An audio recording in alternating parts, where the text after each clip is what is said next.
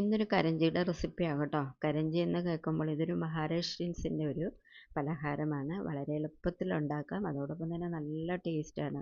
അവർ ദീപാവലി ടൈമിലൊക്കെ ഉണ്ടാക്കിയെടുക്കുന്നതാണ്. പക്ഷേ അതിൽ നിന്ന് കുറച്ച് വ്യത്യസ്തമായിട്ടാണ് ഞാനിത് ഉണ്ടാക്കുന്നത്. അപ്പം ഇത് അധികം എണ്ണയൊന്നും കുടിക്കാതെ നമുക്ക് വളരെ എളുപ്പത്തിൽ ഉണ്ടാക്കിയെടുക്കാം. നല്ല ക്രിസ്പി ആയിട്ട് ഉണ്ടാക്കാൻ പറ്റും. അപ്പോൾ വീഡിയോയിലേക്ക് നമുക്ക് പോകാം. ഞാൻ ഒരു ബൗളിലേക്ക് 1 കപ്പ് അളവിലുള്ള മൈദ എടുത്തിട്ടുണ്ട്. അതിലേക്ക് 1/4 കപ്പ് റവയും അല്പം ഉപ്പും 1 ടേബിൾ സ്പൂൺ അളവിലുള്ള നെയ്യും കൂടെ ചേർത്തിട്ട് നമുക്ക് നന്നായിട്ട് അതൊന്ന് മിക്സ് ചെയ്തെടുത്തതിന് ശേഷം ചപ്പാത്തിക്ക് കുഴയ്ക്കുന്ന രീതിയിൽ നമുക്കൊന്ന് കുഴച്ചെടുക്കാം.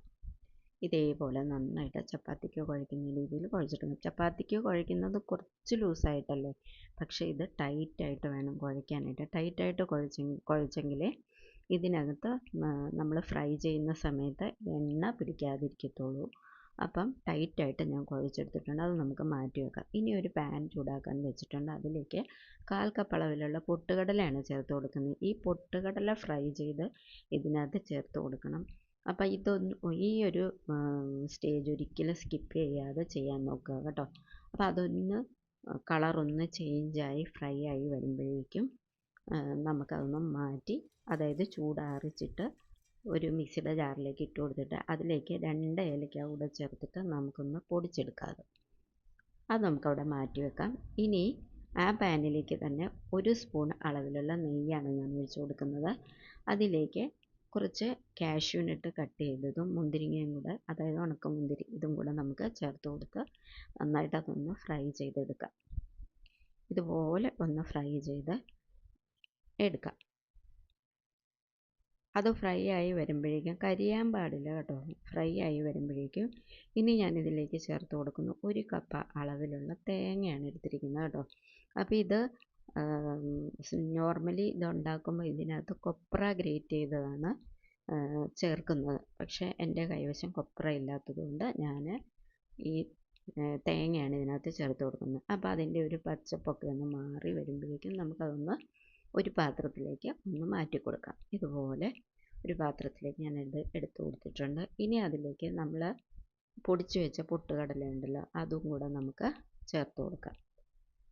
ഇതുപോലെ അതുകൂടെ ചേർത്ത് കൊടുത്തതിന് ശേഷം ഏകദേശം ഒരു 2 സ്പൂൺ അളവിലുള്ള പഞ്ചസാരയാണ് ഞാൻ ചേർത്ത് കൊടുക്കുന്നത്. ഫില്ലിങ് വളരെ കുറവായത് കാരണമാണ് ഞാൻ അത്രയും പഞ്ചസാര ചേർക്കുന്നത്. കൂടുതലുണ്ടെങ്കിൽ കൂടുതൽ പഞ്ചസാര നമുക്ക് ചേർക്കാം കേട്ടോ. അപ്പോൾ അതും കൂടെ ഞാൻ ചേർത്ത് മിക്സ് ചെയ്ത് കൊടുത്തിട്ടുണ്ട്. കണ്ടല്ലോ, ഇത്രയും പഞ്ചസാര ബാക്കി മിച്ചമുണ്ട്. അപ്പം ഞാനിനി ആ മാവ് കുഴച്ച് വെച്ചത് ഇതുപോലെ പൂരിയുടെ രീതിയിൽ ഞാൻ എല്ലാം എടുത്ത് ഉണ്ടാക്കി വെച്ചിട്ടുണ്ട്. അപ്പോൾ ഫില്ലിങ് ഈ പൂരിയുടെ നടുഭാഗത്തേക്ക് വെച്ചിട്ട് ഇതുപോലെ നമ്മൾ കൈ കൊണ്ട് നന്നായിട്ടൊന്ന് പ്രസ് ചെയ്തതിന് ശേഷം ഒരു ഫോർക്ക് കൊണ്ട് ഇതുപോലെ ഷേപ്പാക്കി കൊടുക്കുക. കണ്ടല്ലോ വീഡിയോയിൽ കാണുന്ന പോലെ. അതിനുശേഷം ഫോർക്ക് കൊണ്ട് തന്നെ നമ്മൾ ഇടവിട്ടുള്ള ആ മടക്കിയ അറ്റത്തിൻ്റെ ഭാഗങ്ങൾ ഇതുപോലൊന്ന് പ്രസ് ചെയ്ത് കൊടുക്കുക, ഉള്ളിലേക്കാക്കി കൊടുക്കുക.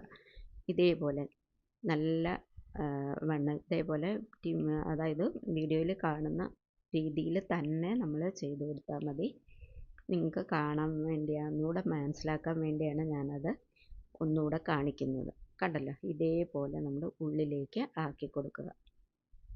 അപ്പം നമുക്ക് നല്ലൊരു ഫ്ലവറിൻ്റെ ഷേപ്പിൽ ഇത് കിട്ടും. കണ്ടല്ലോ, നല്ല ഭംഗിയില്ലേ? അങ്ങനെ ഞാൻ ഇതെല്ലാം ഉണ്ടാക്കി എടുത്തിട്ടുണ്ട്. ഇനി നമ്മൾ എന്താ ചെയ്യേണ്ടതെന്ന് വെച്ചാൽ നല്ലവണ്ണം തിളച്ച് നിൽക്കുന്ന എണ്ണയിലേക്ക് ഇട്ട് പെട്ടെന്ന് നമ്മൾ ഫ്രൈ ചെയ്തെടുക്കുക, തിരിച്ചും മറിച്ചും ഇട്ട്. ഇത് പെട്ടെന്നാവും കേട്ടോ. നല്ല തിളച്ച എണ്ണയിലേക്ക് ഇടുമ്പോഴത്തേക്ക് ഇത് പെട്ടെന്ന് ഫ്രൈ ആയിട്ട് കിട്ടും. 1 പ്രാവശ്യം 2 പ്രാവശ്യമൊക്കെ ഇങ്ങനെ ഒന്ന് മറിച്ചിട്ട് കൊടുക്കുമ്പോഴത്തേക്കും ഇത് ഒരു ഗോൾഡൻ കളറായിട്ട് വരും. അപ്പോഴേക്കും നമുക്കിത് എടുത്തു കൊടുക്കാം. കണ്ടല്ലോ, ഇതുപോലെ ഗോൾഡൻ കളറായിട്ട് വന്നിട്ടുണ്ട്.